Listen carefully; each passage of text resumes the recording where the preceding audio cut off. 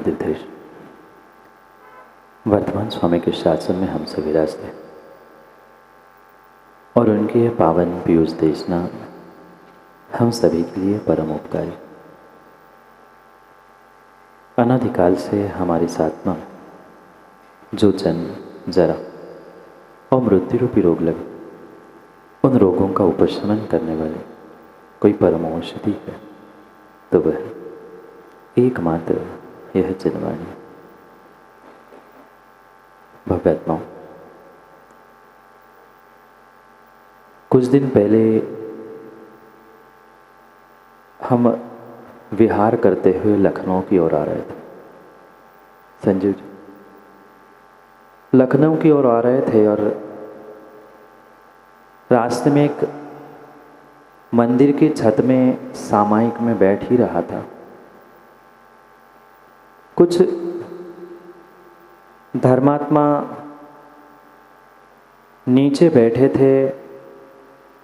वे तथाकथित धर्मात्मा चर्चा कर रहे थे। शायद उनकी चर्चा धर्म चर्चा थी। क्यों माँ, आप भी मंदिर में चर्चा करते हैं। प्रारंभ तो धर्म से ही होता है, पर चर्चा का अंत पता नहीं कहाँ हो जाता है। तथाकथित फुर्सत से बैठे हुए वे धर्मात्मा चर्चा कर रहे थे। धर्म चर्चा से समय बिताने का प्रयास कर रहे थे। परस्पर में वे एक दूसरे से पूछ रहे थे, धर्म क्या है, धर्म क्या होता है, क्यों किया जाता है। क्योंकि चर्चा तो धर्म से प्रारंभ होनी थी, धर्म चर्चा थी। वार्तालाप चल रहा था कि धर्म क्या है, कैसे करना चाहिए, धार्मिक कौन है, किसे धर्मात्मा कहा जाना चाहिए। बहुत सारे प्रश्न, और जितने प्रश्न उतने सबके अपने अपने उत्तर थे। कोई कह रहा था धर्म कुछ करने की आवश्यकता नहीं है, मात्र शांति से रह लो धर्म हो जाता है। कोई कह रहा था नहीं नहीं, पूजा पाठ किए बिना धर्म कैसे, हम भगवान को नहीं मानेंगे तो धर्म कैसे। कोई कह रहा था नहीं, मात्र भगवान को मानने से काम नहीं होगा, जिनवाणी भी पढ़नी पड़ेगी। किसी ने कहा जिनवाणी पढ़ने से क्या होता है, वो तो कागजों में लिखी है और जब लिखी गई वो कई सदियां बीत गई, वो आज थोड़ी प्रैक्टिकल है। मैंने निर्णय कर लिया क्यों ना आज इनकी धर्म चर्चा को ही, तथाकथित धर्म का चर्चा को ही सुनते सुनते जिनेन्द्र जी आज सामायिक की जाए। हमने तो सामायिक प्रारंभ की, उनकी चर्चा जितना समय बीतता है आप लोग भी तो चर्चा करते होंगे। जितना समय बीतता है आवाज़ धीरे धीरे, मीटिंग नहीं होती आपके अशोक जी मंदिरों में। शुरुआत तो मंगलाचरण, नमोकार और पता नहीं क्या कैसे होती है, और अंत लेते कहीं ना कहीं दो इधर निकल जाते, दो उधर चले जाते हैं। समय बीतता गया और जितना समय बीतता गया उतना उतना उनका आवाज़ भी तेज होता गया। जैसे अक्सर धर्म चर्चा और मीटिंग में देखा जाता है, आवाज़ बढ़ता गया। वो कोई अब ऐसी स्थिति में पहुंच गए कि शायद अगर कोई वहां ना पहुंचे तो लड़ाई हो जाए। चर्चा क्या चल रही थी? धर्म क्या है, धर्म कैसे होता है, धार्मिक कौन है, धर्मात्मा कौन है। पर चर्चा करते करते व्यक्ति धर्म भूल गया। बचपन में भी आपसे कहा जाता होगा कि बेटा धर्म करो, मंदिर जाओ, पाठ पूजा करो, नहीं तो नरक जाना पड़ेगा। आपने भी सीखा होगा ना, सिखाया भी होगा। मैं आप सभी से पूछना चाहता हूँ, आज पर्युषण का पहला दिन है और लगभग हर व्यक्ति धर्म करना चाहता है, धर्म से जुड़ना चाहता है, पर वास्तव में धर्म है क्या? क्या किसी लोभ में किया गया धर्म है? क्या किसी से डर के, भय से किया गया धर्म है? धर्म अगर वास्तविकता से समझे तो नरक से बचने के लिए भय से किया जाने वाला धर्म नहीं है। वो तो एक डर तुम्हारे भीतर बचपन से बिठाया गया है, बेटा पाप नहीं करना, धर्म करना, नहीं तो नरक जाना पड़ेगा। तुम ऐसा करना जिससे तुम्हें अगली पर्याय में दान धर्म करने से विशाल भाई बहुत पुण्य से स्वर्ग में वैभव मिले। क्या इस लोभ से, प्रलोभन से और भय से पीके जैन साहब धर्म किया जाता है? नहीं, धर्म के मायने कुछ और थे। धर्म के मायने कुछ और थे। धर्म की वास्तविकता वास्तव में कुछ और थी, जिसे आज तक हमने समझने का प्रयास ही नहीं किया। जो हमारे परिणाम, जो हमारी परिणति आज तक थी, वह शायद सच्चे धर्म तक पहुंचाने के लिए थी ही नहीं। क्योंकि जब व्यक्ति पापों में उलझता है, पापों की ओर अग्रसर होता है, गलत कार्य करता है, तो उसे बचपन से 55 तक, और 55 नहीं, बुढ़ापे में यही कहा जाता है कि भय, नरकों का भय देते हुए कहा जाता है पाप मत करो, धर्म कर लो, कुछ तो धर्म कर लो, तुम नरकों से बच सकते हो, नरकों के दुखों से बच सकते हो। और अधिक हुआ तो थोड़ा सा प्रलोभन देकर कहा जाता है कि पुण्य कर लो, पर सच्चा धर्म मात्र पुण्य पाप में नहीं है। मात्र पाप से बचना और पुण्य कार्यों में उलझ जाना इतना ही धर्म का स्वरूप है ही नहीं है। क्योंकि कहीं न कहीं जहाँ भय प्रलोभन है, वहाँ विश्वास मानना, चिंता और इच्छा अवश्य होगी। भय है तो चिंता होगी। मैंने पाप कर लिया, मैंने ये किया, मैंने वो नहीं किया, नरक में मेरे साथ क्या होगा?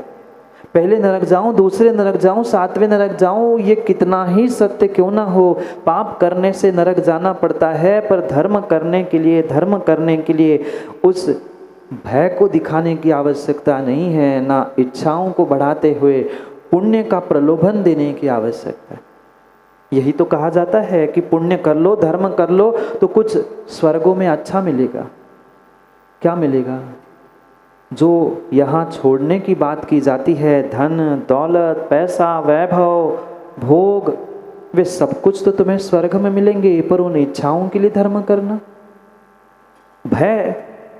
भय और डर दिखाकर धर्म कराना, ये वास्तव में किसी प्रकार का धर्म है ही नहीं।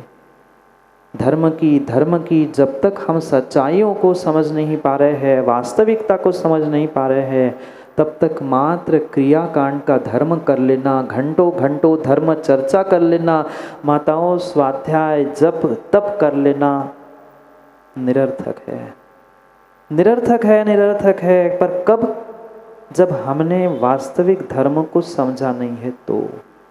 और धर्म के स्वरूप को समझते हुए, धर्म से, धर्मात्मा से, सच्चे देवशास्त्र गुरु से जुड़ते हुए अपने आप को जोड़ने का प्रयास किया जा रहा है, तो हमारा जप, हमारा तप, हमारा प्रत्येक पुरुषार्थ धर्म हो सकता है। क्योंकि भय से, पापों से, प्रलोभन से, पुण्य से, इन सभी आवरणों से दूर होना सिखाता है सच्चा धर्म।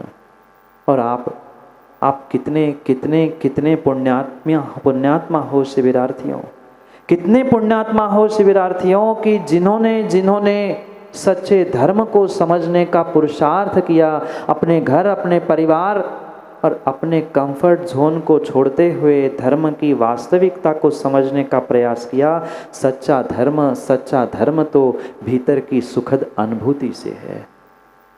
आप लोगों को यहाँ आते समय लिप्टन कुछ अलग अनुभूति नहीं हुई? इस देश में, प्रांत में हजारों सैकड़ों जीव है, पर सैकड़ों हजारों जीवों में से हम कुछ हटके हैं। हमने गुरु शरण को प्राप्त करने का पुरुषार्थ किया। ये जो सभी विषय कषायों से दूर होते हुए हमारी सुखद अनुभूति है, वास्तव में सच्चा धर्म यही है। वास्तव में सच्चा धर्म यही है। कितनी ही धर्म चर्चा करते रहना, पर माताओं धर्म चर्चा से कभी धर्म प्राप्त होना वाला नहीं है। आज ऐसे भी तथाकथित सो कॉल्ड धर्मात्मा हैं, सो कॉल्ड धर्मात्मा और सो कॉल्ड ज्ञानी हैं कि घंटों घंटों धर्मों की चर्चा तो करते हैं, तत्वों की चर्चा करते हैं, पर तत्वों की चर्चा करते करते ही धर्म भूल जाते हैं। जहाँ लड़ाई है, झगड़े है, कषाय है, वहाँ किसी प्रकार से धर्म हो ही नहीं सकता, क्योंकि जिस वीतराग धर्म में आप और हम सभी ने जन्म लिया है, विश्वास मानना वह दिगंबर निरावरण ही सच्चा वीतराग धर्म है।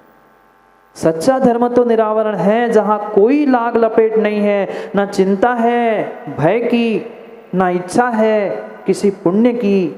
यही निरावरण होने की कला जो सिखाता है, दिगंबर होने की कला सिखाता है, वही सच्चा धर्म है। मात्र शरीर से दिगंबर नहीं, शरीर से भी दिगंबर होने वाले इस संसार में बहुत है।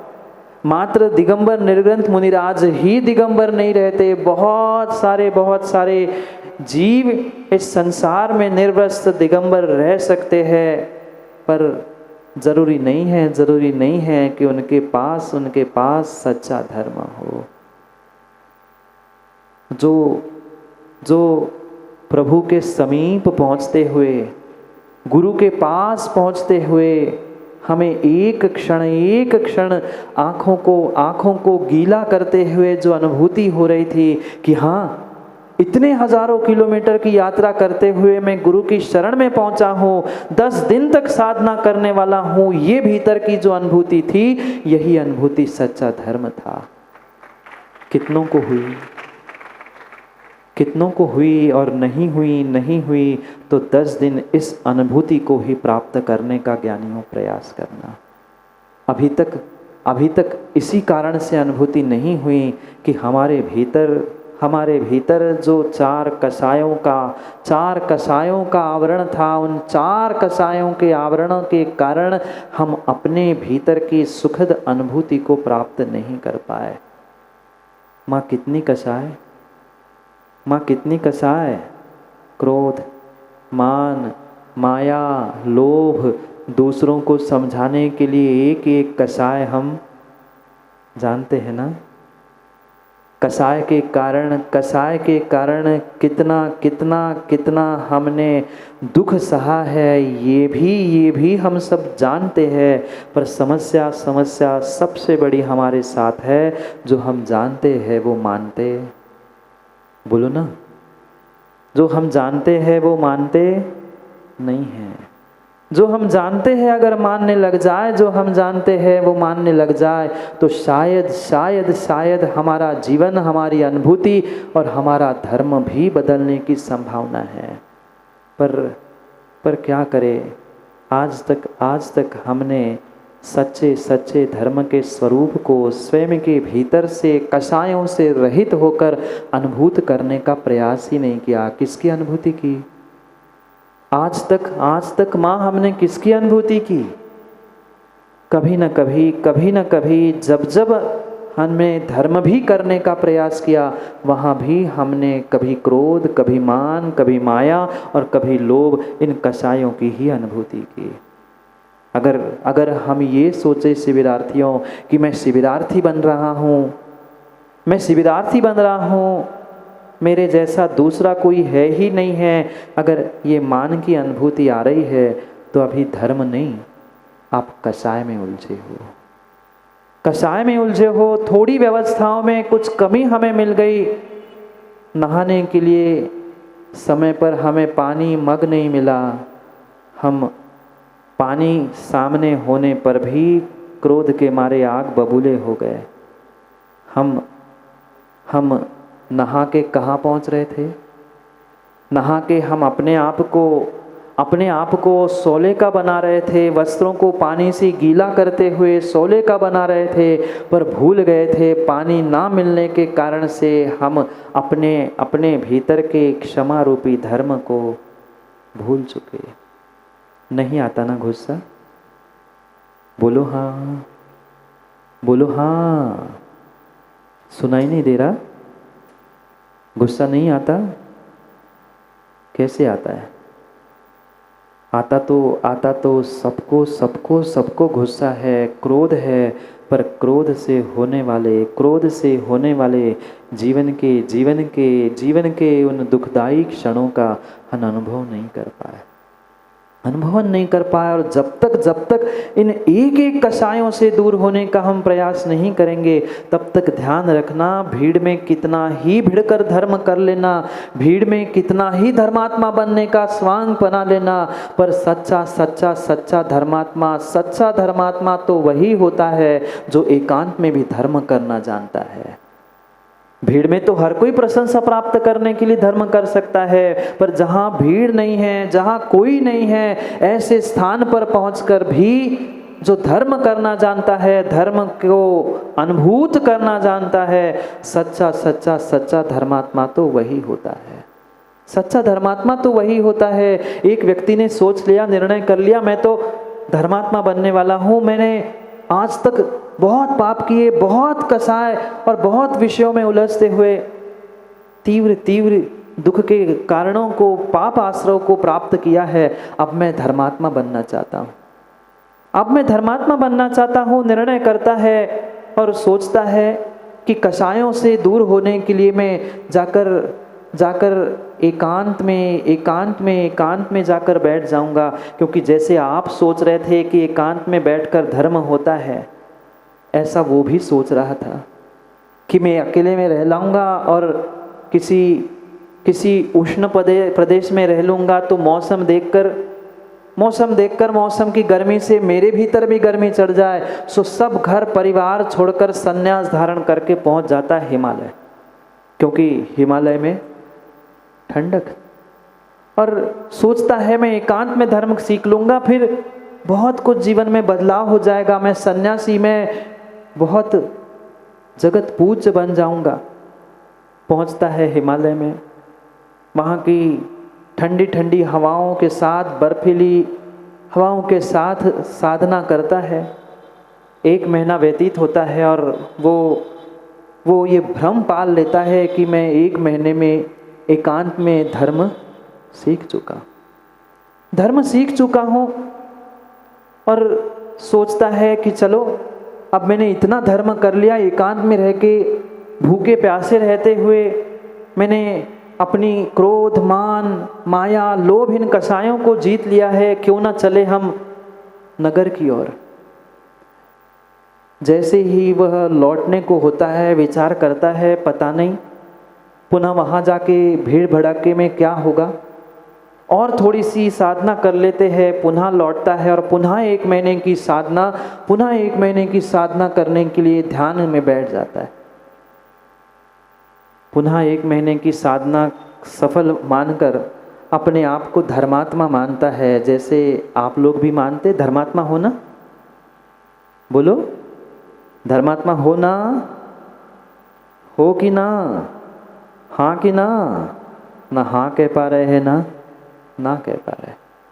उसने भी यही मान लिया कि मैंने एकांत में साधना कर ली, बहुत कुछ सीख लिया। ज्ञानियों ध्यान रखना, एकांत में निमित्त ना मिलने पर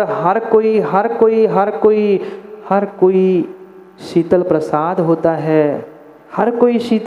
होता है, पर जैसे ही सामने निमित्त उपस्थित होता है, वो ही शीतल प्रसाद कब अग्नि प्रसाद हो जाते हैं पता नहीं चलता। क्यों ऐसा नहीं होता? जो समय आने पर, विकास भाई, समय आने पर जो तुम्हारे लिए चंद्रमुखी थी, निमित्त मिलने पर वही ज्वालामुखी, निमित्त क्रोध का जैसे ही मिलता है, वही धर्मात्मा जो अपने आप को बहुत बड़ा धर्मात्मा मान रहा था, वही धर्मात्मा अपने आप को धर्मात्मा मानते मानते धर्म ही भूल जाता है। भीड़ में कितने ही माताओं आप धर्मात्मा बने रहना, पर अगर अपना मन एकांत में अपने आप को गवाही दे कि नहीं, हाँ मैं धर्मात्मा बना हूँ, तो हम धर्मात्मा हैं, तो धर्मात्मा है। भीड़ में मिलने के बाद भी, जब निमित्त मिलने के बाद भी हम अपने कसायों को संभाल पा रहे, अपने आप को संभाल पा रहे, तब तो हमारा सच्चा धर्म है। वो तपस्वी लौटता है और नगर में पहुंचता है। उसे ये लग रहा था कि मैं 2 महीने की साधना करके आया हूँ, नगर के मेरे मित्र परिवारजन सभी मुझे लेने आए, मान सम्मान मिले, पर किसी को पता ही नहीं था कि वो लौट के आना था, जैसे ही लौट के आता है कोई उसे अगवानी करते नहीं मिला, उसे मान सम्मान देते नहीं मिला। उसकी जो कसाय थी, जो उसे लग रहा था कि मैं कसाय भूल चुका हूँ, कसाय छोड़ चुका हूँ, उस कसाय को भी क्रोध को प्राप्त होता है और घर आके आग बबूला होकर चिल्लाता है, तुम्हें पता नहीं था?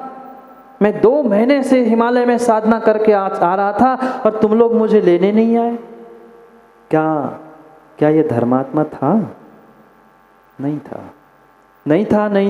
आज के तथाकथित धर्मात्माओं का भी यही परिणमन है। मंदिर में तो पूजा कर ली, इधर तो पत्थर के भगवान के सामने माथा टेक लिया और मंदिर से जैसी ही सीढ़ी उतर गए, सामने वाला जल्दी में था, उसने देखा नहीं, आपको टक्कर लग गई, धक्का लग गया।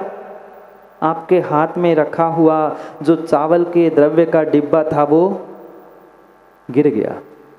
आप बताइए, आप पूजा करके आए थे, धर्मात्मा थे ना? जिसके हाथ का डिब्बा मां नीचे गिर गया, क्या उस समय पर भी आप धर्मात्मा बचे थे? नहीं बचे। भले ही सामने वाले को हम तत्क्षण कुछ कह पाए नहीं कह पाए, पर भीतर तो ऐसा लगता है देख के नहीं चल सकते। देख के तुम भी तो चल सकते थे, आप भी तो उससे बच सकते थे। पर जीव की यही अनादि की परिणति है। वो भीड़ में जैसे ही भिड़ जाता है, वो अपने धर्म को, अपने स्वरूप को भूल जाता है। क्योंकि कसायों से निरावरणता को प्राप्त कर लेना, दिगंबर पने को प्राप्त कर लेना, शरीर के मात्र नहीं, परिणाम परिणति से भी जो निरावरण और दिगंबर अवस्था को प्राप्त करते हैं, वास्तव में सच्चा क्षमा जैसा धर्म उन्हीं के पास ही होता है। कितनों के पास है क्षमा? माँ, कितनों के पास है क्षमा? क्षमा मात्र कहने के लिए शब्दों का विषय हमने बना के रखा है, काम बिगाड़ लेते हैं, काम स्वयं का बिगाड़ लेते हैं। जब काम बिगड़ जाता है फिर कहते हैं कि क्षमा कर दो, सॉरी कह ली। आजकल तो क्षमा कहने की आवश्यकता ही नहीं है, पहले 2 थप्पड़ लगा लो और फिर कह दो सॉरी, गलती हो गई। अरे करने से पहले अरे क्रोधी थोड़ा सा अपने बारे में, अपने स्वयं के बारे में तो सोच लेता। तुमने अपने स्वयं का कितना नुकसान किया, कितना घाटा तुमने अपने स्वयं का किया है। ये क्रोधी व्यक्ति क्रोध के उबाल में भूल जाता है कि मैंने अपने स्वयं का बहुत बड़ा जीवन का घाटे का सौदा कर लिया। बहुत बड़ा जीवन के घाटे का सौदा हमने जीवन में कर लिया। क्यों? क्योंकि जब क्रोध आता है, वह क्रोधी व्यक्ति भूल जाता है कि सामने माँ है, पिता है, भाई है, मित्र है, पति है, पत्नी है। याद रहता है? शिविरार्थी बोलो ना। जब क्रोध आता है, जब गुस्सा आता है, तब सामने कौन है ये भी व्यक्ति भूल जाता है। हम कहाँ खड़े हैं, हमारा अस्तित्व क्या है, हम कौन है, ये भी गुस्से के मारे व्यक्ति भूल जाता है। अरे क्रोधी, तुमने अपने क्रोध के पीछे माँ की ममता को भुला दिया, पिता के दुलार को भुला दिया, मित्र की मित्रता को भुला दिया। अब तेरे पास बचा कौन? माँ की ममता गई, पिता का दुलार गया, मित्र की मित्रता गई, परिवार जनों का प्यार गया। अब तुम्हारे पास कौन बचा? फिर वह क्रोधी व्यक्ति बिलखता है, रोता है, बाद में कहता है मेरा परिवार मेरा साथ नहीं देता, मेरे मित्र मेरे साथ नहीं देते।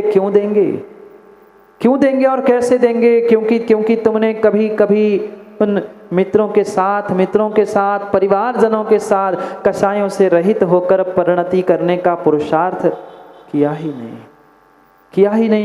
नहीं है। कितनी बार निमित्त मिलने पर भी, और मिलने पर तो छोड़ दो, घर में कई बार बैठे भी माताओं, क्या अपने आप पे गुस्सा नहीं आता? बोलो ना युवाओं, क्या अपने आप पर काम बिगड़ते ही गुस्सा नहीं आता? कई बार आता है। सामने निमित्त नहीं है तो भी गुस्सा आता है। ये कैसी कैसी विडंबना है, ये क्रोधाग्नि क्रोधाग्नि जला रही है, ये क्यों भूल रहे हो? जो अग्नि लकड़ी के सद्भाव में, किसी ईंधन के सद्भाव में जलती है, ये ध्यान रखना, ये क्रोधाग्नि तुम्हें, तुम्हारे परिवार को, सामने वाले आसपास के सभी इष्टजनों को नष्ट करेगी। क्योंकि क्रोधाग्नि ईंधन के अभाव में भी जलती है और ईंधन के सद्भाव में भी जलती है। निमित्त रूपी ईंधन हो अथवा ना भी हो तो भी वह अपने आप से वह जलती और मात्र जलती नहीं है ज्ञानियों, दूसरों को जलाने के लिए भी निमित्त बनती है। कैसी विडंबना है। हम जानते हैं कि क्रोध ये ऐसी कषाय है जो मुझे नियम से दुख देने वाली है। और अगले पर्याय के भय से हम भय खाए ना खाए, नरक में जाने के दुखों से हम डरे ना डरे, डरने की बात हम समझे ना समझे, क्योंकि वह सच्चाई थी ही नहीं। पर सच्चाई को समझे, हमारा वर्तमान भी तो घाटे में जा रहा है। जब वर्तमान के हमारे सगे संबंधी परिवारजन हमसे दूर हो जाते हैं, कितने परिवार मात्र और मात्र एक क्षण की क्रोधाग्नि से नष्ट हुए। नहीं जानते आप लोग? दूसरों के घरों में क्यों झांक रहे हो? अपने घर में झांक कर देखो ना, अपने घर में झांक कर देखो। अब परिवार है सो घर परिवार चला रहे हैं, पर वो सम्मान, वो मर्यादा मात्र तुम्हारे भीतर के क्रोध के कारण तुम्हें, तुम्हारे जीवन और परिवार को नष्ट कर देती है। एक चिंगारी, कितनी चिंगारी माँ बहुत बड़ी अग्नि की मशाल लेकर आपको घर में चूल्हा या गैस जलाने की आवश्यकता नहीं है। जलाते हो? घर में कोई बहुत बड़ी मशाल या बहुत बड़ा साधन नहीं लगाना पड़ता गैस प्रज्वलित लगाने के लिए, कहीं दीपक भी प्रज्वलित करना, एक माचिस की तिली, इतनी सी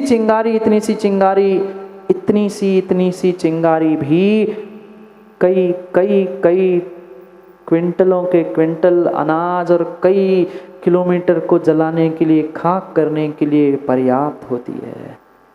जैसे इतनी सी चिंगारी, आग की, अग्नि की इतनी सी चिंगारी कई वर्षों के भरे हुए गोदाम को नष्ट कर लेती है। ज्ञानियों ध्यान रखना, कई वर्षों की आपकी तपस्या, कई वर्षों की साधना, कई जन्मों का पुण्य माँ आपके एक मिनट के, एक क्षण के क्रोध से नष्ट हो जाता है। फिर व्यक्ति दौड़ते भागते हुए महाराज के पास पहुंचते हैं, हमारे पास आते हैं, महाराज जी क्या करूं, कोई कारण बताओ जिससे हम अपने पुण्य में बढ़ोतरी करें, हमारा पुण्य बढ़ जाए। पुण्य बढ़ने के लिए मात्र पुण्य कार्य करने की आवश्यकता नहीं है। हमें अपनी कषायों को, और विशेष करके जो पहली क्रोधाग्नि रूप कषाय कही है, उस क्रोधाग्नि से बचने की आवश्यकता है।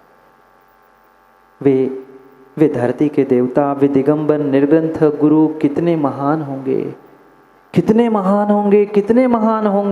जिनको हर पल निमित्त मिल जाए, कितने उपसर्ग भी घोर उन पर क्यों ना आ जाए, पर कभी वे अपने क्षमा धर्म से, और क्षमा नहीं, उत्तम क्षमा धर्म से कभी विचलित नहीं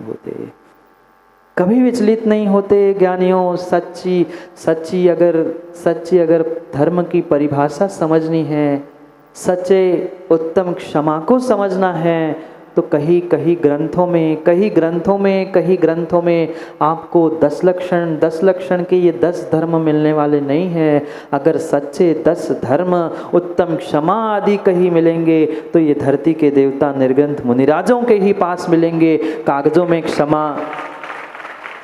में क्षमा और वाणी में क्षमा तो पर्युषण के बाद हर कोई करते हैं ना।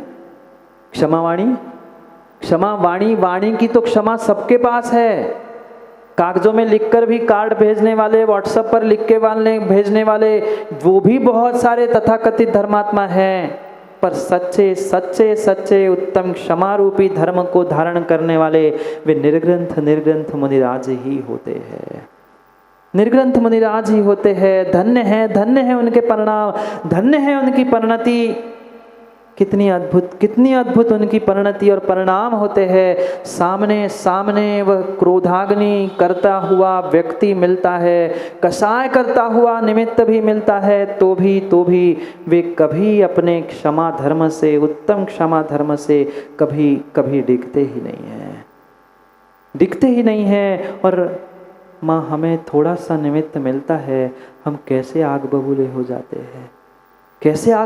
जाते हैं। आज के युवा कहते हैं, महाराज क्या करें, हम तो शांत है पर सामने वाला गुस्सा दिलाता है। गुस्सा दिलाता है मतलब क्या? गुस्सा दिलाने के लिए उसने कितने किलो गुस्सा आपके जेब में रख दिया, कितने किलो क्रोध आपके कानों में उसने पेल दिया? कुछ नहीं। ये तो हमारी मान्यता है कि उसने गुस्सा दिलाया, वो दिलाने वाला कोई नहीं होता। मैंने उसको देखकर गुस्सा किया, और ये कितनी बड़ी भूल आप कर रहे हो कि सामने वाला गुस्सा कर रहा है, सो उसे देखकर हम भी गुस्सा कर लेते हैं। नहीं करते ना? यही होता है, अक्सर यही होता है। हम तो सही थे महाराज, हम कहाँ लड़ रहे थे, हम तो बिल्कुल बहस नहीं कर रहे थे, हम तो बिल्कुल गुस्सा नहीं कर रहे थे, पर सामने वाला मान ही नहीं रहा था। सामने वाले ने गुस्सा किया, उसने एक कहा, सामने दो कह दिए, उसने दो कहे, सामने चार सुना दिए। हम भी कम थोड़ी है, हम भी और सुनाते हैं। कितनी बड़ी भूल। कभी आपने अंधों को देखा, अंधे व्यक्ति को देखा कभी? तो क्या अंधे को देखने से जागे जी कोई अंधे अपने आप को बना लेता है? आपने अंधों को देखा ना, लूले लंगड़ों को भी देखा होगा। तो लूला लंगड़ा सामने आ जाए, अंधा आपके सामने आके खड़ा हो जाए, तो क्या अपनी आंखों को फोड़ लोगे? सामने वाला अंधा खड़ा हो गया ना। जब अंधे को देखकर आप अंधे नहीं बनते हो, लूले लंगड़ों को देखकर आप अपने हाथ पैर तोड़कर लूला लंगड़ा बनना पसंद नहीं करते हो ज्ञानियों, बिल्कुल ऐसा ही सामने वाले की कसाय और सामने वाले के क्रोधाग्नि को जलते हुए हम अपने आप को क्रोधाग्नि में क्यों डाल रहे हैं? ये क्यों भूल कर रहे हैं? कभी उन धरती के देवताओं को, दिगंबर मुनिराजों को और उनकी उत्तम क्षमा को निहारने का भी तो प्रयास करो। अद्भुत शक्ति से वे पदयात्री कर पात्री कर में आहार करते हुए पद में पग विहार करते हैं। और कितनी ही विषमता, कितने ही निमित्त क्यों ना मिले, पर कभी अपने सच्चे क्षमा, उत्तम क्षमा धर्म से डिगते नहीं हैं। एक धरती के देवता निर्ग्रंथ मुनिराज भ्रमण करते पद यात्रा करते एक नगर में पहुंचते हैं। वे तो सहज मार्ग से विहार कर रहे थे। उन्हें आवश्यकता नहीं थी कि कोई श्रीफल भेंट करे, कोई बुलावा दे, तो ही निर्ग्रंथ मुनिराज उस नगर की ओर पहुंचे। विहार करते एक नगर की ओर जैसे ही वे निर्ग्रंथ मुनिराज पहुंचते हैं, नगर में नाना प्रकार के जीव थे। नगर प्रारंभ होते ही उस दीनहीन बस्ती से भी, मतलब गरीबों की बस्ती से भी निर्ग्रंथ मुनिराज आगे बढ़ते जा रहे थे। उन्हें किसी से कोई प्रयोजन नहीं था। वे तो अपनी इरियापथ समिति से आगे गमन कर रहे थे। चार हाथ भूमि को देखते धीरे धीरे आगे बढ़ रहे थे। आगे बढ़ते वे नगर के मध्य में पहुँचे, और नगर के मध्य में एक सुंदर बहुत विशाल महल बना था। तो स्वाभाविक सी बात है, महल में कौन रहेगा? महल में स्वाभाविक सी बात है, राजा रानी और दास दासियों के साथ वे निवासरत थे। मुनिराज को उस महल से भी कोई प्रयोजन नहीं था, ना राजा रानी से कोई लेना देना था। वे तो इरिया समिति से बढ़ते जा रहे थे। पर जैसे ही उस महल के अग्रभाग में, महल के छज्जे में बैठी हुई रानी दिखती है, रानी की दृष्टि पड़ती है कि कोई धरती के देवता निर्ग्रंथ मुनिराज मेरे नगर में, और मेरे नगर में नहीं, मेरे महल के सामने पहुंचे। जो सम्यक दृष्टि होता है, जो सम्यक दृष्टि होता है, उसे कहना नहीं पड़ता, उसे उसे उसे संदीप भाई फ़ोन लगाकर बताना नहीं पड़ता कि मुनिराज तुम्हारे लखनऊ में आए हैं, आप दर्शन करने पहुँचो, ये कहना नहीं पड़ता सम्यक दृष्टि जीव को। वो अपना कार्य छोड़कर वह निर्ग्रंथ मुनिराज के पीछे दौड़ता है, निर्ग्रंथ मुनिराज के पीछे दौड़ता है। पर संजीव भाई कौन? जिसको सच्चे देवशास्त्र गुरु के प्रति श्रद्धा होती है, जिनको सच्चे देवशास्त्र गुरु के प्रति सच्चा श्रद्धा होती है। अरे मंदिर में बैठे हुए लखनऊ के ज्ञानियों, पत्थर के भगवान की तो कई बार कई वर्षों से पूजा की है, पर जो बनने वाले सिद्ध भगवान हैं और बनने वाले अरहंत निर्ग्रंथ भगवान हैं, उनको उनसे मिलने के और उनसे दर्शन करने के अगर भाव प्रज्वलित नहीं हो पा रहे हैं, श्रद्धा नहीं जम पा रही है, तो हम कैसे धर्मात्मा हैं? कैसे धर्मात्मा है? वो सम्यक दृष्टि थी। रानी और राजा दोनों रति क्रीड़ा में लीन थे। राजा उस रानी की गोदी में सर रखकर बैठा था और उनकी रति क्रीड़ा रूप वार्ता चल रही थी। रानी को जैसे ही निर्ग्रंथ मुनिराज दिखे, सम्यक दृष्टि जिसको सच्चे देवशास्त्र गुरु पे श्रद्धा हो, वो कहाँ से रति क्रीड़ा और कहाँ भोगों में लीन होता। तुरंत रानी उस राजा के मस्तिष्क को, सर को उठाकर गद्दी पे रखती है और दौड़ते भागते हुए निर्ग्रंथ मुनिराज की ओर दौड़ती है। जिस धर्मात्मा के और जिस सम्यक दृष्टि के हृदय में वास्तव में गुरुओं के प्रति श्रद्धा होती है ना, ज्ञानियों ध्यान रखना, वो ही अपने घर गृहस्थी के कार्य छोड़कर कुछ समय के लिए गुरु के पास पहुंचने का प्रयास करते हैं, गुरु के समीप पहुंचने का प्रयास करते हैं। राजा देखता है, ये क्या? मैं अपना दरबार छोड़कर, राज व्यवस्था छोड़कर रति क्रीड़ा के साथ इस रानी के साथ बैठा हूं और ये कैसी है? मुझे अकेला छोड़कर कहाँ भाग गई? बस थोड़ी सी उपेक्षा क्या राजा ने प्राप्त कर ली। वह क्रोधाग्नि ऐसी प्रज्वलित हो गई, मैं देखता हूं कहाँ भाग गई। मैंने इसे पटरानी बनाया, मैंने इसके कारण से अपना दरबार का आज का काम छोड़ा और वो मुझे छोड़ के चली गई। देखता हूँ दूसरा कारण अगर क्रोध का माँ कोई है तो व्यक्ति की उपेक्षा, जहाँ अपेक्षा की उपेक्षा हुई वहाँ क्रोधाग्नि प्रज्वलित हो गई। अपने भीतर खोज कर देख लेना, हमने भी कई बार उस गुस्से को, क्रोध को प्राप्त किया है। कैसे निमित्तों को प्राप्त करते हुए हम भूल चुके कि हम अपना नुकसान कर रहे थे। उपेक्षा मिली, उस राजा के भीतर क्रोधाग्नि ऐसी जली, वह तड़ाक से उठता है और देखता है रानी दौड़ कहाँ रही है। इतनी द्रुत गति से रानी जा कहाँ रही है? रानी को वो छज्जे से ही देखता है, रानी थी महल के दरवाजे पर, महल के ऊपर बैठकर वह मुनिराज को कैसे नमोस्तु करती। आजकल जैसी माताएं थोड़ी ना है, आजकल तो माता छत से बालकनी से महाराज जी नमोस्तु वही से चिल्लाते।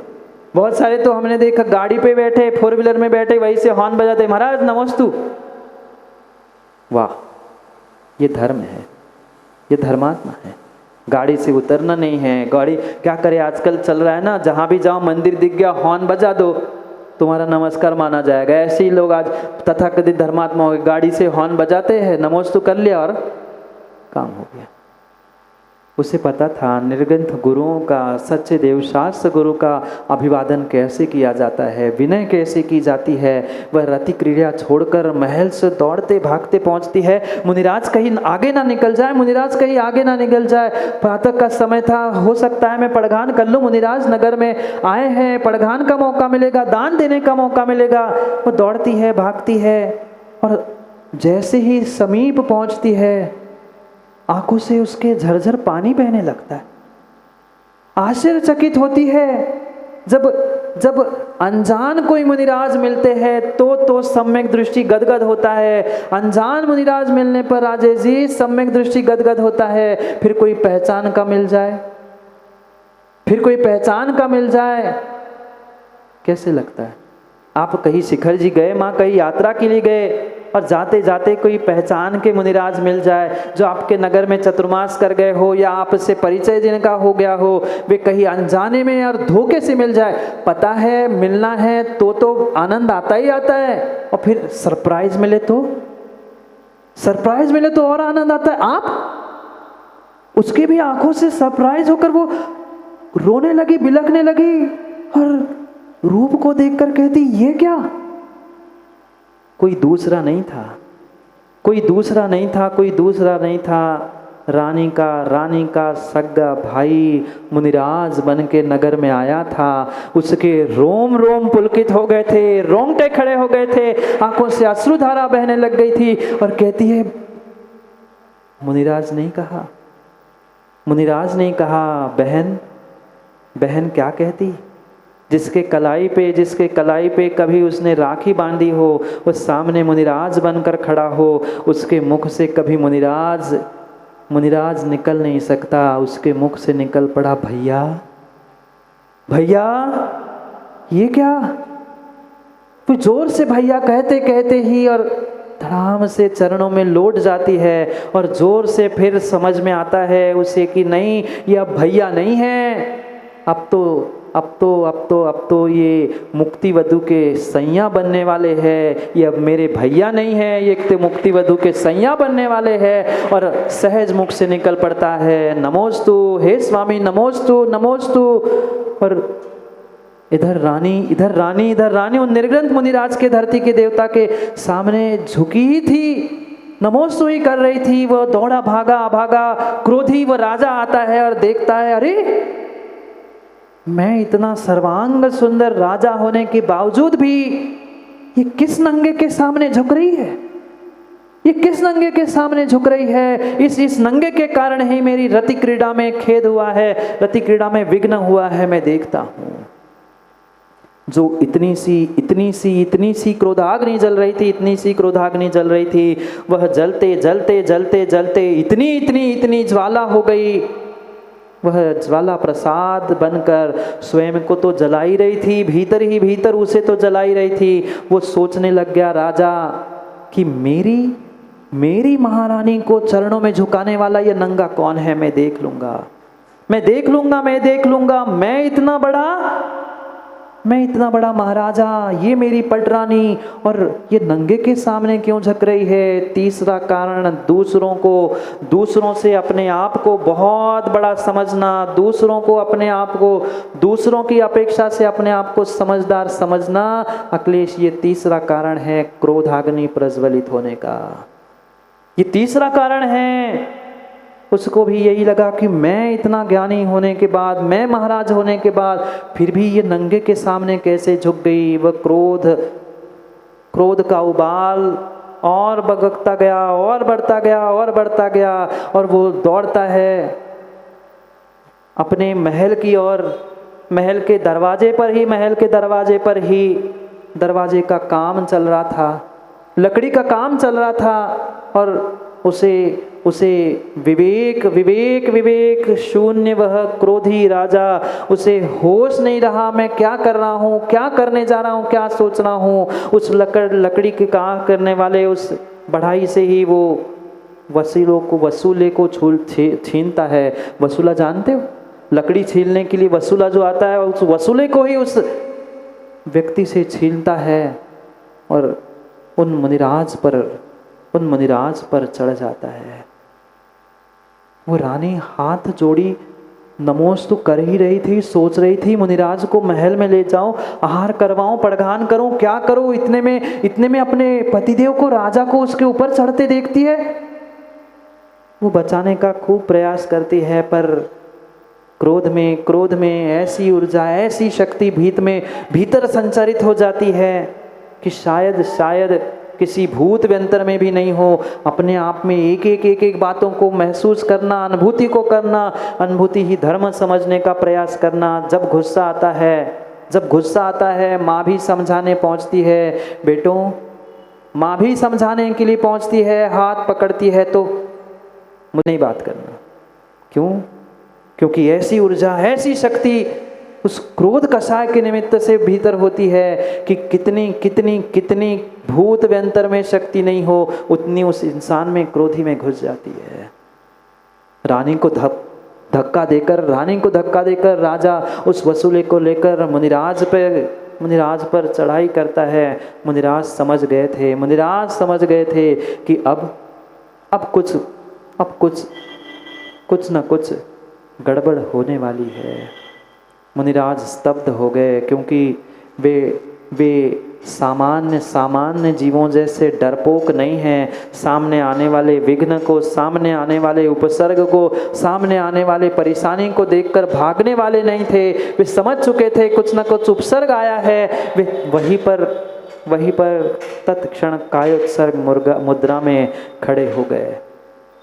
तत्क्षण उन्होंने उपसर्ग दूर होने तक के लिए समाधि संलेखना ग्रहण कर ली। कितना निर्मल मन होगा। आपके सामने शिविरार्थियों, आपके सामने कोई चाकू लेकर दौड़ते पहुंच जाए, आप क्या करोगे संजय भाई? कह दोगे आ जाओ, पास आके दिल ना, दूर से मत मारना, ऐसे ही कहोगे ना? अरे कोई चाकू भी नहीं ले आ रहा है, कोई तलवार भाला भी नहीं ले आ रहा है, कोई वसूला भी नहीं ले आ रहा है, मात्र आंखें लाल करते हुए गुस्से से भी कोई आया है, तो तुम भागने का प्रयास करोगे। भागने का प्रयास करो। मुनिराज को सब हकीकत समझ में आ रही है। वो वसूला लेकर मुनिराज की ओर दौड़ रहा है, फिर भी मुनिराज स्तब्ध हो गए, वही के वही खड़े हो गए। क्या अद्भुत परिणति होगी, क्या उनके परिणाम होंगे। कभी चौबीसी की पूजा पढ़ी आप लोगों ने? चौबीसी पूजा की आपने? उस चौबीसी की पूजा में भी कभी पढ़ा होगा, तो उस पंक्ति को हमेशा जीवन में याद रख लेना। मुनि मन सम उज्ज्वल नीर प्रासुक गंध भरा। किसका मन? मुनि का तन नहीं कहा, उपमा जल को देनी थी। कैसा जल चढ़ा रहा हूं भगवान? हे 24 तीर्थंकर भगवान, मैं जल तो चढ़ाने आ गया हूँ। ये जो जल है मेरे कलसिया में जो जल है, ये तो बहुत क्षुद्र है। इस जल की कोई कीमत नहीं है, पर मैं जल वैसा चढ़ाना चाहता हूँ। मुनि मन सम उज्ज्वल नीर। मुनि के मन के समान जो हमेशा विघ्न, हमेशा उपसर्ग आने पर भी क्षमा से युक्त होते हैं, ऐसे मुनि मन सम उज्ज्वल नीर प्रासुक गंध भरा। कभी पूजा की पंक्तियों को पढ़ते ज्ञानियों उसे याद भी करने का प्रयास करो ना, उसे समझने का भी तो प्रयास करो। कैसा मुनि का मन होता है, कैसा अद्भुत मुनि का मन होता है। सामने निमित्त खड़ा था, वो वसूला लेकर दौड़ रहा था, पर फिर भी वे धरती के देवता, वे निर्ग्रंथ मुनिराज कभी किसी निमित्त को उपस्थित होने के बावजूद भी अपने आप के उस परिणाम से, क्षमा से दूर होते ही नहीं है। अरे आज ही तो 10 लक्षण की पूजा करते करते आपने पढ़ा होगा, पीड़े दुष्ट अनेक। नहीं पढ़ा क्या? पढ़ते पढ़ते रट गया होगा माताओं को, है कि नहीं? पर जब गुस्सा आता है तब याद आती है क्या? तब कुछ नहीं याद आता, तब सब भूल जाते हैं। पीड़े दुष्ट अनेक, बांध मार बहु विधि करे, धरिए क्षमा विवेक। कोप न कीजे पीतमा। अखिलेश जी, दूसरों के लिए समझाना बहुत आसान है, पर थोड़ा सा मन का नहीं होता है। मेरे मान सम्मान में ठेस लगती है, मेरी बात कोई नहीं सुनता है, तो मेरा माइक और माइंड दोनों भी खराब हो जाते हैं। मेरा माइक भी खराब हो जाता है और मेरा माइंड भी खराब हो जाता है।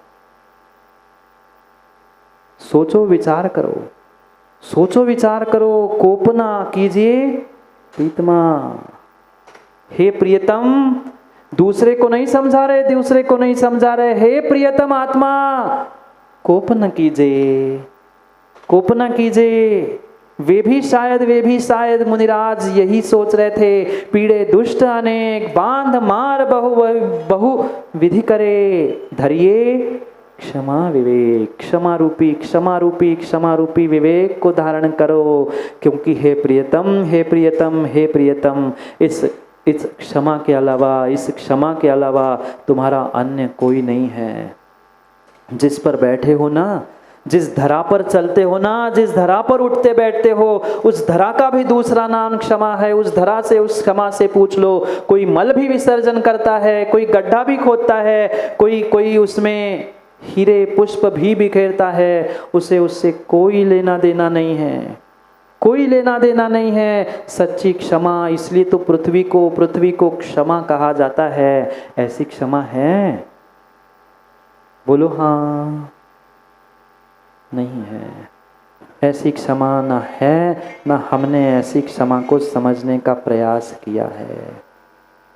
कैसे कैसे कैसे हमारे परिणाम हैं और कैसे कैसे उनके परिणाम हैं। एक एक शब्द पूजा का भी समझ लो, एक एक शब्द पूजा का भी समझ लो तो भी जीवन बदल जाता है। पर हमने रूटीन बना के रखा है, जिस दिन धर्म है उस दिन हमने फल चढ़ा लिया, पूजा कर ली, साल में एक बार पर्युषण हो गया 10 लक्षण।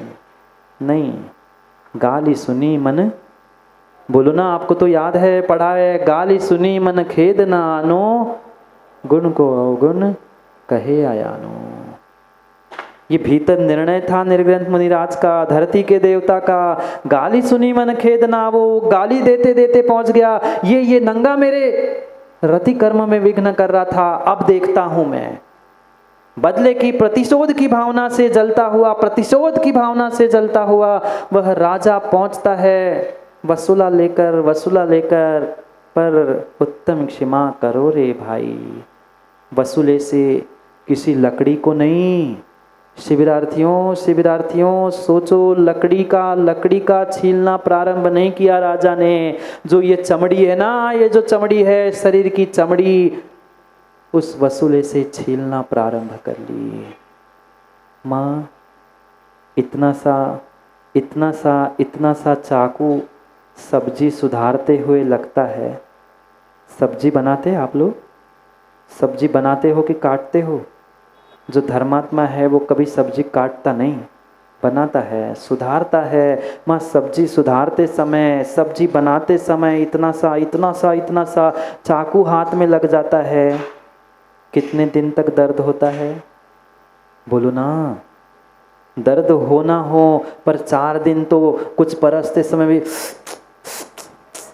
दिखा के पट्टी बांधकर, और देते समय भी ऐसे दिया जाता है कि कोई पूछ ले, कोई कह ले, अरे लग गया। एक इतना सा चाकू, एक इतना सा कांटा, एक इतना सा घाव शरीर में बच्चों होता है तो कितना कष्ट, कितनी तकलीफ, कितना दर्द होता है। पर पूरा शरीर का चमड़ा उस वसूले के साथ राजा ने छील दिया। पर मुनिराज टस से मस नहीं हुए। धन्ना ते भगवंता, ते भगवान, वे धरती के देवता।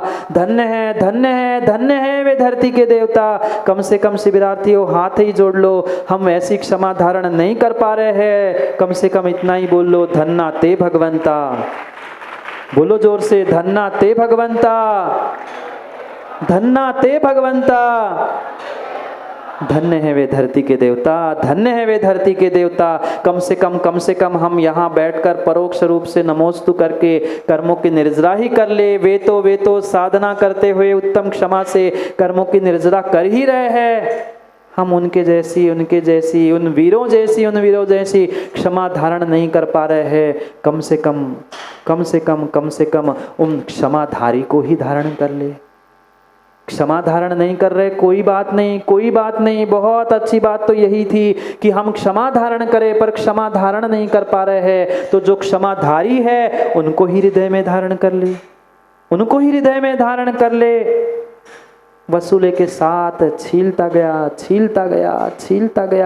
जैसे आप भी छीलते ना माँ, गाजर, मूली, गिल की लौकी, शरीर की एक नहीं, दो नहीं, तीन तीन परतों को ये जानना आपको आवश्यक है। शरीर पर चमड़ी की 7 परतें होती है, उन एक एक परतों को छीलता गया, शरीर लहूलुहान हो गया, लाल लाल शरीर हो गया। पर मुनिराज के परिणाम लाल नहीं हुए, मुनिराज के परिणाम लाल नहीं हुए, मुनिराज के परिणाम लाल नहीं हुए, ना उनकी आंखें लाल हुई। जितना जितना जितना वो वसूला चलाते हुए शरीर के चमड़ी को छीलता जा रहा था, भीतर समय सार और समय सार गुंजायमान हो रहा था। ना हम को हम, ना हम माया, न मैं क्रोध हूँ, न मैं मान हूँ, न मैं माया हूँ, न मैं लोभ हूँ, मैं तो जो हूँ सो हूँ, मैं तो जो हूँ सो हूँ। मुनिराज भीतर सोच रहे थे, निर्णय कर रहे थे कि हे राजन, हे जीव, तू मेरे शरीर को, शरीर के चमड़े को ही छील सकता है, तो कितना ही मेरे शरीर के चमड़े को छील देना, मांस को भी निकाल देना, पर तू मेरे आत्मा को कष्ट नहीं दे सकता, तू मेरे आत्मा को पीड़ा नहीं दे सकता। मेरे आत्मा पे कोई आच्छादन नहीं है, मेरी आत्मा निरावरण है, तू मेरे आत्मा तक पहुंच नहीं सकता। ये जो कुछ भी कष्ट है ये मात्र शरीर को है, और शरीर मेरा है ही नहीं, शरीर मेरा है ही नहीं है। बहुत अच्छी बात है, बहुत अच्छी बात है। बहुत सारे व्यक्ति मरने के बाद अपने आप के मृत्यु को देखते हैं। आज मैं जीते जी अपने मृत्यु को देख रहा हूँ। कौन सोच रहा है? वे मुनिराज, धरती के देवता। माँ बोलो ना, मुनि मन सम उज्ज्वल नीर।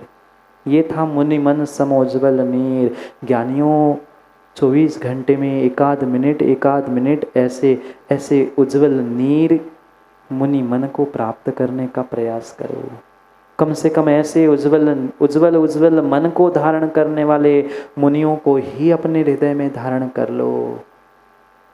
क्या अद्भुत शक्ति होगी, क्या अद्भुत परिणाम, क्या अद्भुत परिणति होगी उन निर्ग्रंथ मुनिराजों की। वह वसूले से छीलता गया। माँ, इतना सा घाव 4 दिन तक उफ आह करता है, दुनिया भर की औषधि लगाने के बाद भी हमें सहन नहीं होता।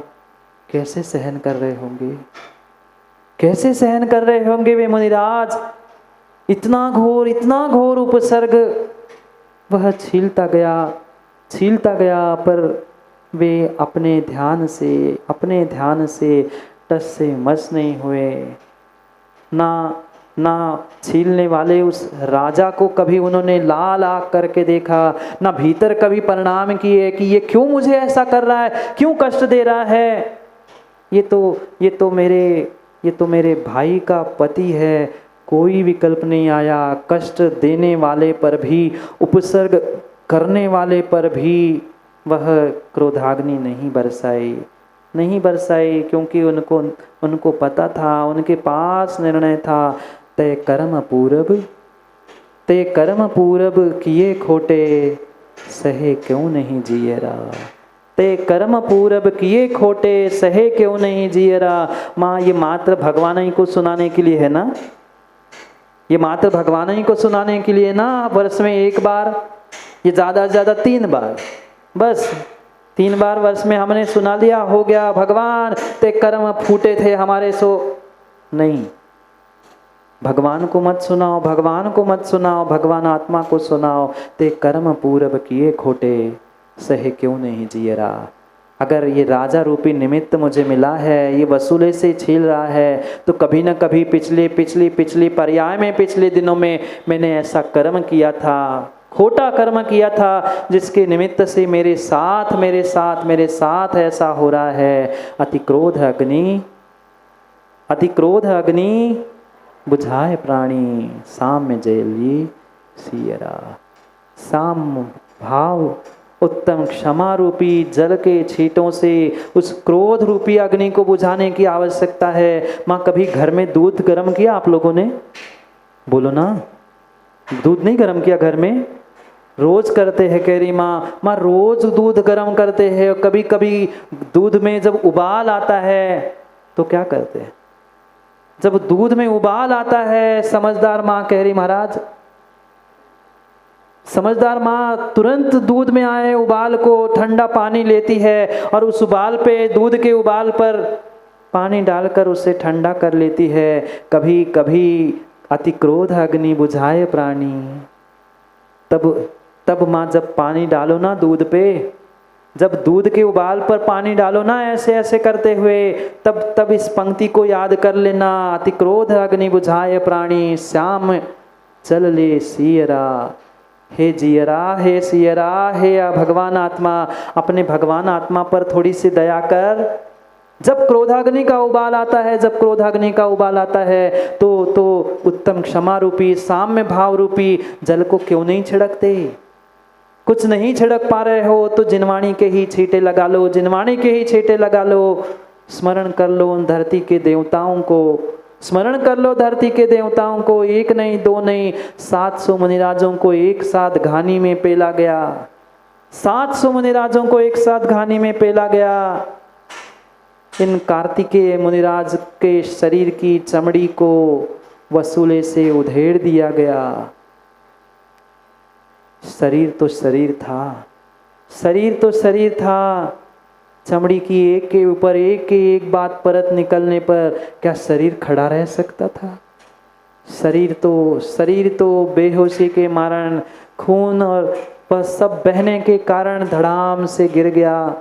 शरीर भले ही गिर चुका था, शरीर भले ही गिर चुका था, शरीर ही भले ही गिर चुका था, पर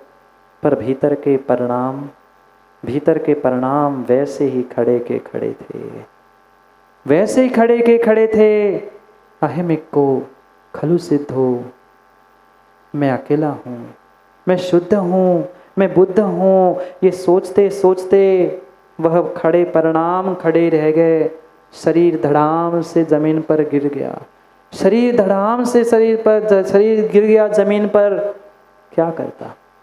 बदले की, प्रतिशोध की अग्नि में जलने वाला अब राजा खुश हो गया। देखो मैंने ले लिया बदला, मेरे पटरानी को ये अपने चरणों में झुकाता है, मैंने उसको ही निपटा दिया, मैंने उसको ही निपटा दिया। प्रतिशोध से में कितना करोगे क्रोध? ज्ञानियों, प्रतिशोध में कितना करोगे तुम क्रोध, और कितनों से किया तुमने विरोध? सुनना, प्रतिशोध में आकर कितनों से कितना किया तुमने क्रोध, और कितनों से किया तुमने विरोध। जिनवाणी के शोध की, जिनवाणी के शोध का यही है अनुरोध, जिनवाणी के शोध का यही है अनुरोध। हे क्षमा मूर्ति, हे भगवान आत्मा, प्राप्त कर तू अपने क्षमा का स्वयं से बोध, अपने क्षमा का स्वयं से बोध। अपना बोध कर। कब तक प्रतिशोध की, क्रोध की अग्नि में जलते जलते अपने आप को, अपने परिवार को, अपने इष्ट जनों को, अपने मित्रों को, सबको तुम तबाह करते जाओगे? कुछ तो विचार करो, कुछ तो विचार करो। जैसे ही बेहोश होकर वह शरीर जमीन पर पड़ता है, एक मयूर, एक मोर वहां पर पहुंचता है। मोर नहीं था, वो मोरनी नहीं थी, वो तो पूर्व जन्म की माँ, पूर्व जन्म में जो उस कार्तिकेय मुनिराज में कृतिका नाम की माँ थी, जिसने अपने पिता से ही मिले हुए अब्रह्म के रूप में इस कार्तिकेय को जन्म दिया था। और सत्य हकीकत सामने आने के कारण से उस कार्तिकेय नाम के युवा ने कार्तिकेय मुनिराज बनने का पुरुषार्थ किया था। वह माँ व्यंतरी बन चुकी थी, बेटे के राग में व्यंतरी बन चुकी थी। वही व्यंतरी पहुंचती है, वही व्यंतरी मोर का रूप धारण करके पहुंचती है और अपने बेटे को, उस पर्याय के मुनिराज को उठाकर मंदिर में छोड़ती है। और जैसे ही मंदिर में पहुंचकर कुछ थोड़ी सी शुद्ध, कुछ थोड़ा सा होश मुनिराज को आता है। उन्होंने भगवान के सामने जीवन पर्यंत चारों प्रकार के आहार जल का त्याग करते हुए जो उपसर्ग के काल तक ली गई थी, कुछ काल की संलेखना थी, वह पूरी पूरी नियम संलेखना के रूप में परिवर्तित करते हुए अपने प्राणों का त्याग कर दिया। ये थी उत्तम क्षमा, ये थी उत्तम क्षमा। हमारे पास उत्तम क्षमा नहीं, कम से कम क्षमा ही आ जाए, कम से कम क्षमा ही आ जाए। आती है क्या? नहीं आती। क्षमा तो हमें भीतर से लानी है, भीतर से प्रकट करनी है, क्योंकि धर्म भीतर से होता है, बाहर से नहीं, बाहर से नहीं, बाहर से नहीं, भीतर से हमें उस क्षमा को प्राप्त करना है। ठीक है, ठीक है, निमित्त मिलेंगे, निमित्त पल पल मिलेंगे, पग पग पर तुम्हें क्रोध उत्पन्न करने के लिए निमित्त मिलेंगे, पर निमित्त मिलने के बाद भी अपने आप को संभालना, अपने आप को समझना, यही वास्तविकता है। माफ़ कर दो ना, क्या जाता है, माफ़ कर दो। किसी से भूल हुई, ठीक है। ऐसा संसार में कोई व्यक्ति नहीं है सर्वगुण संपन्न जो कभी भूल नहीं कर सकता। अरे भूल हो गई, क्या बिगड़ा? बहुत अच्छी बात है, माफ़ कर दो, माफ़ कर दो, माफ़ कर दो उनको जिनको तुम भूल नहीं पा रहे हो, जिनके भूल को तुम भूल नहीं पा रहे हो, छोड़ दो, माफ़ कर दो उनको। और माफ़ नहीं कर पा रहे हो तो भूल जाओ उनको जिनको तुम माफ़ नहीं कर पा रहे हो। दो काम हो सकते, दो काम हो सकते हैं, दो काम हो सकते हैं शिवरात्रियों। एक तो उसे माफ़ कर दो जिनको आप भुला नहीं पा रहे हो, या उनको भूल जाओ, वो हमारे जीवन में थे ही नहीं जिनको तुम माफ़ नहीं कर पाओ। पर हम न माफ़ कर पाते हैं, न हम भूल पाते हैं, न हम भूल पाते हैं, न हम माफ़ कर पाते हैं। आप कहो तो हाफ कर दे, पर माफ़ नहीं कर सकते। हाफ समझ गए ना? हम तो शरीर के हाफ कर दे इसको, पर माफ़ नहीं कर सकते। क्या परिणति, क्या परिणति है, क्या परिणति है। अरे मारना ही है, मारना ही है अगर किसी को, माँ मारना ही है अगर किसी को तो मार दो एहसान से। अखिलेश भाई, मारना ही है, मारना ही है किसी को तो मार दो एहसान से। क्या मिलेगा, क्या मिलेगा, क्या मिलेगा अगर किसी को मार दो तुम जान से? क्या मिलेगा, क्या मिलेगा तुम अगर मार दो किसी को जान से? जान से मारा गया, जान से मारा गया वापस कभी आता नहीं, जान से मारा गया वापस कभी आता नहीं, जान से मारा गया वापस कभी आता नहीं। और एहसान का मारा फिर सिर कभी उठा पाता नहीं, फिर सिर कभी उठा पाता ही नहीं। हम गुस्से में आकर किसी को क्यों मारे, हम गुस्से में आकर किसी को क्यों मारे? माँ आपने तो कभी थप्पड़ भी नहीं मारी होगी ना किसी को गुस्से में? थप्पड़ क्या महाराज जी, वो तो क्या क्या बताया, अब सबके सामने कह नहीं, क्या क्या नहीं चलता, क्या क्या नहीं मार दिया। अरे मारना ही है तो मार दो एहसान से, एहसान से मारा हुआ, एहसान से मारा हुआ, एहसान से मारा गया कभी सिर उठा नहीं सकता। क्षमा कर दो, क्षमा कर दो। आप कितनी कितनी कितनी सामने वाले की गलती हो उससे कह दो जाओ भाई क्षमा कर दिया, ठीक है, गलती कर ली आगे मत करना, गलती कर ली आगे मत कर लेना, आज भूल हो गई कल सुधार लेना। इतना ही कह दो, इतना ही कह दो, इतना ही तुम्हारा किया गया एहसान, इतनी ही तुम्हारी थोड़ी सी क्षमा उसे जीवन भर याद रहेगी, अगर वो सच्चा धर्मात्मा है तो।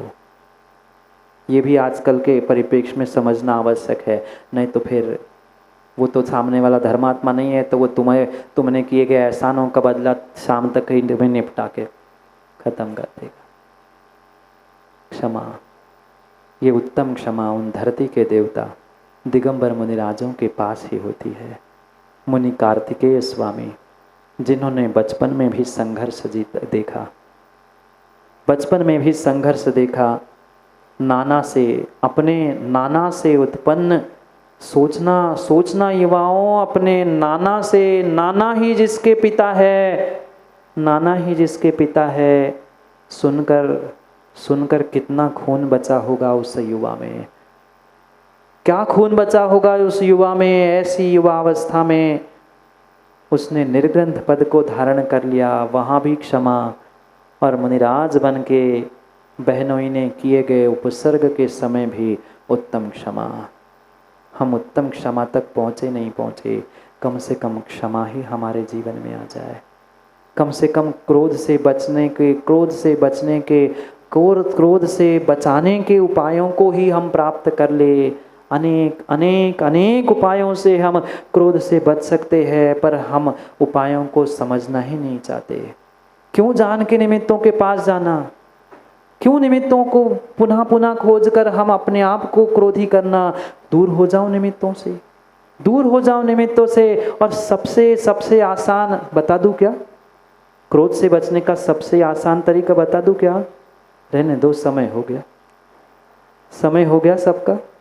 प्रिय भूख लगी होगी, समय हो गया, जाओ। नहीं बता दूं, सुनना है।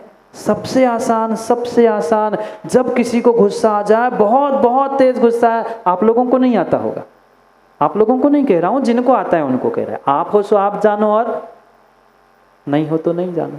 पर पता है कोई दूध का धुला नहीं बैठा है।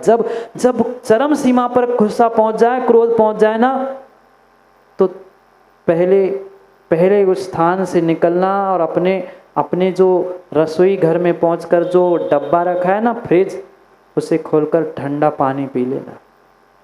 5 मिनट उस ठंडे पानी को गुटकना नहीं, फ्रिज के रखे हुए पानी को गुटकना नहीं, 5 मिनट उस मुख में ही रख लेना। तुम 6वें मिनट भूल जाओगे कि हम गुस्सा कर रहे थे, क्योंकि गुस्से की ऊर्जा को तुमने ठंडे पानी से ऐसा ठंड कर लिया। शाम में जल नहीं सही, आज पंक्तियाँ बदलनी पड़ेगी, आज पंक्तियाँ बदलनी पड़ेगी। शाम में जल नहीं है हमारे पास, फ्रिज के जल से ही क्रोधाग्नि को शांत करें। अगर नहीं किया हो ना, तो आज नहीं, घर जाओगे तो करके देख लेना। गुस्सा आए, फ्रिज का दरवाज़ा खोलना और ठंडी चिल बोतल पानी की पी लेना और 5 मिनट मुख में रख लेना। अपने आप गुस्सा शांत हो जाएगा। और गुस्सा बचा, लड़ाई बची, झगड़े बचे, परिवार बचा, तुम बचे, सब बचे, सब सुखद। धर्म ही बचेगा। इसलिए धर्म को, सच्चे उत्तम क्षमा धर्म को समझने का प्रयास करें, क्योंकि समय आपका हो गया है लड़ने का। बाल्टी नहीं मिली, पानी नहीं मिला, ये नहीं मिला, उनको तो कुछ नहीं मिला, सब कुछ छीना गया, तो भी वे क्षमा के धारी, क्षमा मूर्ति बने रहे। हम कुछ क्षमा को धारण करने का प्रयास करें, क्योंकि क्रोध जैसा शत्रु नहीं और क्षमा जैसा मित्र नहीं। उस क्षमा को, उत्तम क्षमा को जो रत्नत्रय धारणियों ने प्राप्त किया है, उसे कुछ अंश, कुछ देश, कुछ निमित्त से हम प्राप्त करने का प्रयास करें। क्योंकि समय अगर क्रोध से हमने बचने का, समय पर हमने क्रोध से बचने का प्रयास नहीं किया, तो पक्का मानना, आज तक जैसे दुख उठाते रहे, ऐसे ही दुख पुनः उठाने पड़ेंगे।